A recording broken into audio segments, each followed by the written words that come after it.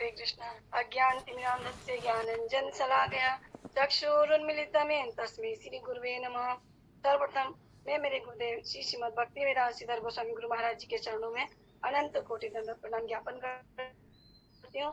उनसे हेतु की वांछा की कामना करती हूँ। तत्पश्चात अपने परम गुरुदेव श्रीमद् भक्ति नीति लीला प्रविष्ट विष्णुपाद अष्टोत्तर भक्ति नारायण गोस्वामी महाराज जी भक्ति वेदांत श्री रूप सिद्धांत महाराज जी के अभय चरणों में अनंत कोटि दंडवत प्रणाम ज्ञापन करती हूँ।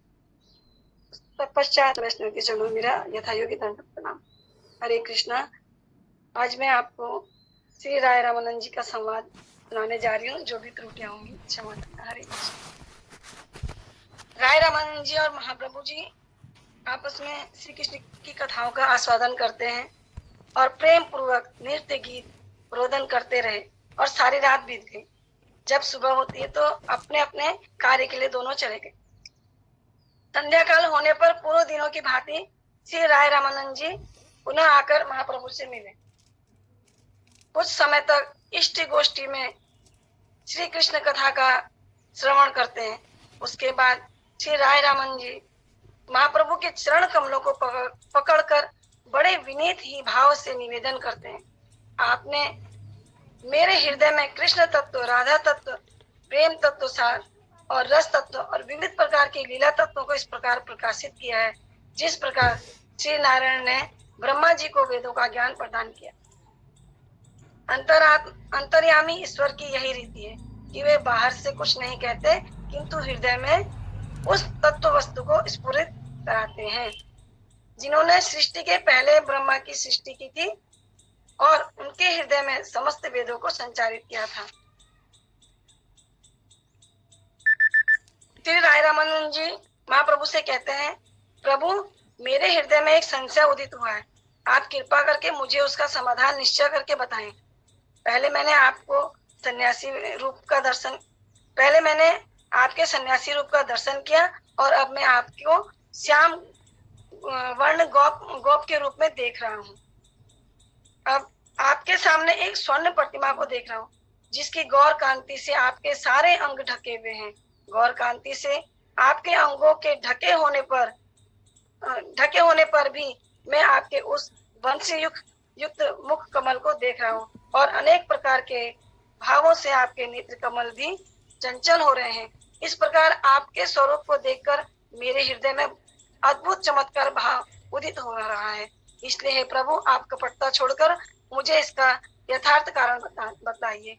ये राय रामानंद जी महाप्रभु से कह रहे हैं। महाप्रभु ने आत्मगोपन करते हुए राय रामानंद जी से कहा, आपका श्री कृष्ण के प्रति गाढ़ अनुराग है। प्रेम का स्वभाव ही यह होता है कि महाभागवत की दृष्टि में जो भी स्थावर जंगम आते हैं उन्हें श्री कृष्ण की स्फूर्ति होती है। स्थावर जंगम दृष्टिगोचर होने पर भी उन्हें उनकी मूर्ति मतलब कृष्ण की आकृति दिखाई नहीं देती। केवल सर्वत्र अपने इष्ट देव की स्फूर्ति होती है।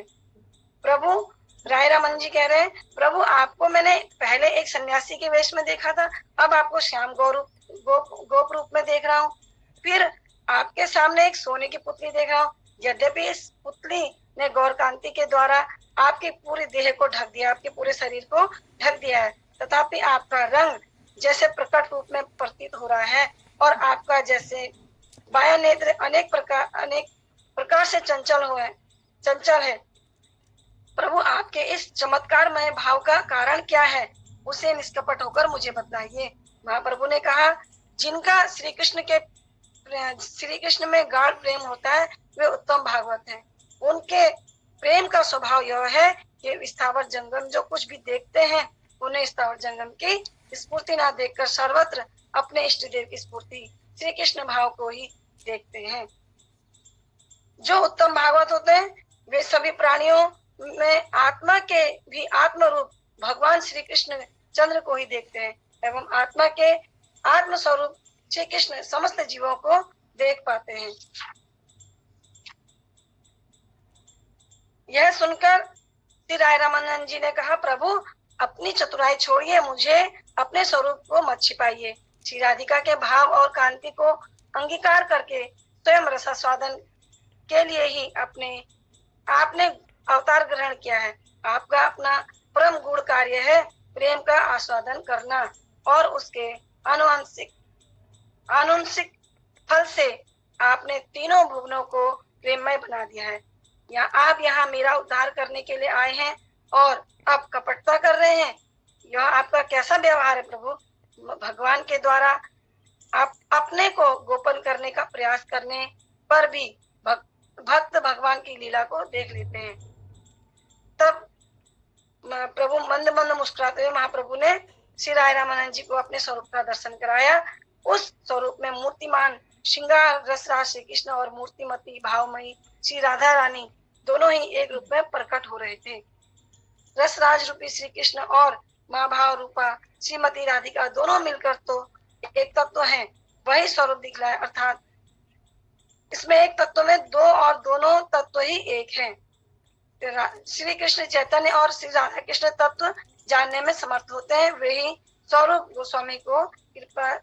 गोस्वामी जी की कृपा से ही उस नित्य स्वरूप की सेवा कर पाते हैं। श्री राय रामानंद जी ब्रज लीला में विशाखा सखी हैं। उन्होंने श्री कृष्ण को भी देखा और श्री राधिका को भी, किंतु दोनों मिलकर एक हो गए और जैसे श्याम कांति गौर कांति से आवृत हो गई, जो इससे पूर्व उन्होंने नहीं देखा था। जिस वस्तु का प्रभाव अधिक होता है वही दूसरी वस्तु को आवृत कर सकती है। श्री राधा शक्ति है और कृष्ण क्या है? शक्तिमान है। शक्ति ही शक्तिमान को प्रकाशित करती है। जैसे श्री राधा रानी शक्ति हो गई तो कृष्ण क्या हो गए? शक्तिमान हो गए। इस अद्भुत मिलन से नीलमणि श्याम कांति स्वर्ण कांति से ढककर एक अद्भुत कांति बन गई। अभी तक योग माया के प्रभाव से महाप्रभु का स्वरूप आच्छादित था। महाप्रभु की कृपा से योग माया तनिक सी हटी और श्री राय रामानंद जी ने इस मिलित स्वरूप के दर्शन किए। अब वे महाप्रभु के वार्तालाप और प्रश्न करने की चतुराई समझ गए कि ये अन्य कोई नहीं है, स्वयं कृष्ण ही है। श्री कृष्ण अत्यंत चतुर है, किंतु उनके भक्त उनसे भी अधिक चतुर है। श्री कृष्ण ने महाप्रभु के सन्यासी स्वरूप में स्वयं को छिपाने की बहुत चेष्टा की, परंतु केवल वर्ण कांति परिवर्तित होने से स्वरूप परिवर्तित नहीं होता। कृष्ण भगवान का स्वरूप सांवला है, लेकिन राधा रानी का गौर वर्ण है, तो उनकी कांति छिप गई। वर्ण कांति परिवर्तित होने से स्वरूप परिवर्तित नहीं होता। श्री राय रामानंद जी अथवा विशाखा सखी, राय रामानंद जी कौन है? विशाखा सखी।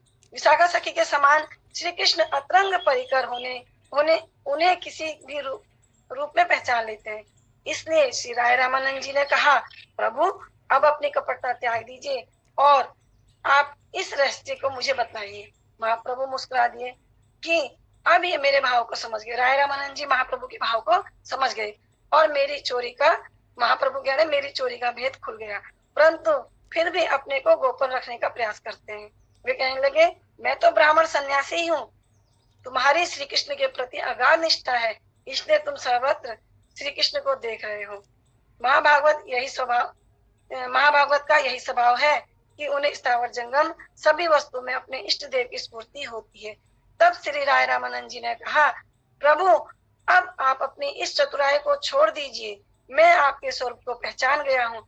आप तो मेरा उद्धार करने आए हैं, फिर कपटता क्यों कर रहे हैं? मैं जान गया हूँ कि कृष्ण रूप में आपकी रसास्वादन की इच्छा पूर्ण नहीं हुई थी, इसलिए आपने अपनी सर्वश्रेष्ठ प्रेयसी श्री राधा के प्रेम की महिमा और उस प्रेम के द्वारा आपके माधुर्य के रसास्वादन की सीमा को अनुभव करने के लिए उनके मादना के महाभाव को चोरी किया है। इस भाव के साथ उनकी स्वर्ण कांति का अटूट संबंध, इसलिए आपका वर्ण भी परिवर्तित हो गया है। अब आप कपट त्याग कर अपने स्वरूप को प्रकट कीजिए। अब महाप्रभु हंस दिए और उन्होंने श्री राय रामानंद जी को कहा, अपने रसराज महाभाव के सम्मिलित स्वरूप के दर्शन करवाए। श्री राय रामानंद जी ने श्री कृष्ण को भी देखा है और श्री राधा को भी, परंतु जब महाभाव स्वरूप श्री राधा और रसराज स्वरूप श्री कृष्ण को एक रूप में देखा, तब उनके हृदय में भाव की प्रबल तरंगे उठने लगी, जिनके आवेश में वे राय रामानंद जी अपने आप को संभाल न सके और मूर्छित हो गए।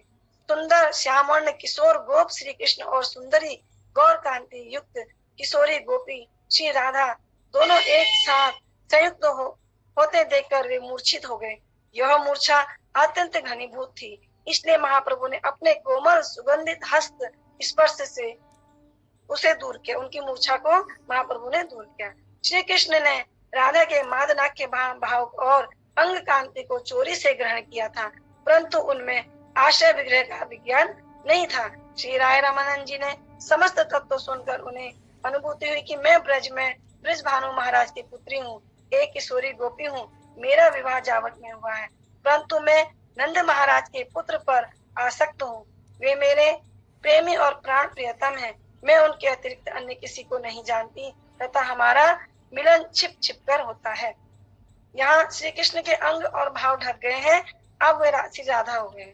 श्री कृष्ण में एकादश भाव, महाभाव, मादन, मोदन, प्रेम, वैचित्य, समस्त भाव संपत्ति संचारित हो गई है। श्री कृष्ण की आत्मा और मन की भावनाएं सभी राधामय हो गई हैं। यही महाप्रभु का स्वरूप है।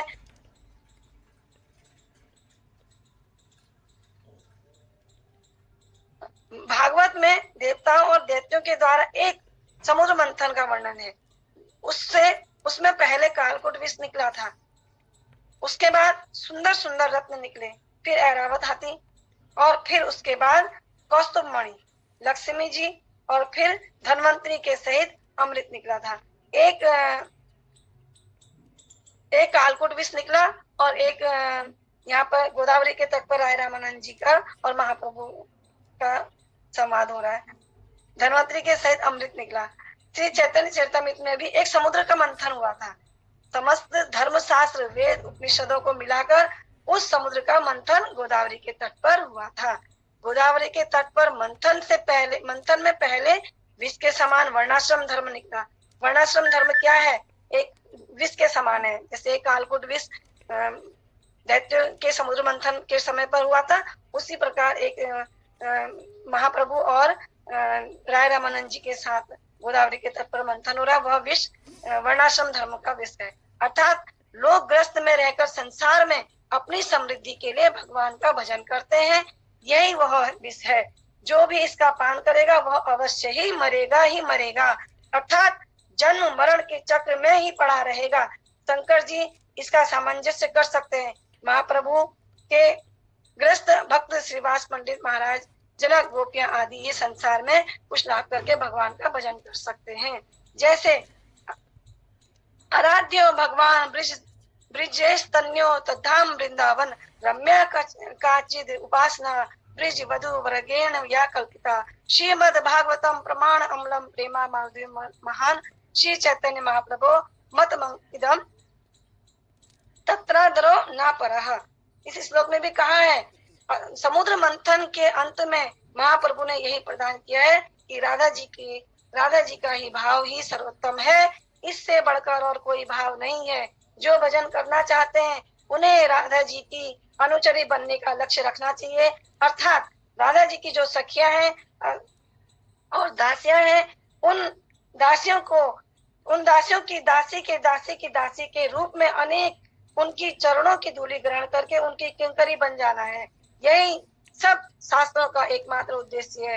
यहीं पर मैं अपनी वाणी को विराम देना चाहती हूँ। श्री कृष्णाज के राज गोस्वामी जी कहते हैं, श्री चैतन्य चरितमृत ग्रंथ में वर्णन करते हैं कि ये जो राय रामानंद संवाद मैंने संक्षेप में वर्णन किया है, जब श्री कृष्णराज कविराज गोस्वामी जी कह रहे हैं तो मेरे जैसे बद्ध जीव का क्या सामर्थ्य ना होने पर भी मैं अपनी वाणी को शुद्ध करने के लिए ये प्रयास कर रही हूँ। एक विशेष बात कहकर अपनी वाणी को विश्राम दूंगी। हरे कृष्णा। वांछा कल्पतरुभ्यश्च कृपा सिंधुभ्यश्च पतितानां पावनेभ्यो वैष्णवेभ्यो नमो नमः।